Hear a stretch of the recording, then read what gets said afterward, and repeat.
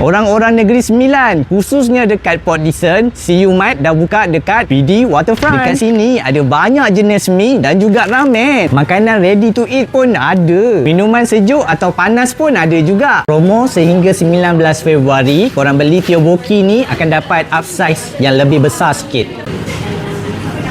Yang kedua, beli satu ais macchiato, dapat satu lagi ais macchiato. Kalau korang datang dekat CU Mart ni, korang kena cari Dak Ganjong. Ini antara best seller dekat sini. Flavor dia K-Hot.